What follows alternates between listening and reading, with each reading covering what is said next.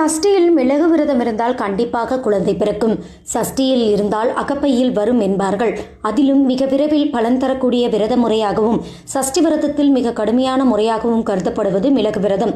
சஷ்டி விரதம் இருப்பதில் பல முறைகள் இருந்தாலும் பல காலமாக குழந்தை வர வேண்டி காத்திருப்பவர்கள் கைமேல் பலன் பெறுவதற்காக மிக கடுமையாக இருக்கும் விரதம் தான் மிளகு விரதம்.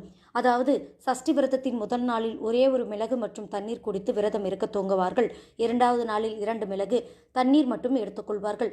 இப்படி சஷ்டியின் ஒவ்வொரு நாளும் மிளகின் எண்ணிக்கை அதிகரித்து 7வது நாள் 7 மிளகு சாப்பிட்டு முருகனை வேண்டி விரதத்தை நிறைவு செய்வார்கள். அறிவியல் ரீதியாக பார்த்தால் விரதம் இருக்கும்போது நம்முடைய செரிமான உறுப்புகள் ஓய்வு எடுக்கின்றனர். இதனால் ஆற்றல்கள் உயிராற்றல்களாகவும் நோய் எதிர்ப்பு சக்தியாகவும் மாறுகின்றன. உடல் பருமன், கருப்பையில் இருக்கும் பிரச்சனைகள், இரத்த தூய்மை அடையும், மன அமைதி அடையும், பயம் விலகும், பதற்றம், மன உளைச்சல், கோபம் ஆகியவை நீங்கும். அந்த சமயத்தில் மிளகை சாப்பிட்டும் இரத்தங்களில் இருக்கும் பிரச்சனைகள், கொழுப்பு தொடர்பான பிரச்சனைகள் முழுமையாகவும் விரைவாகவும் செயலாற்றும்.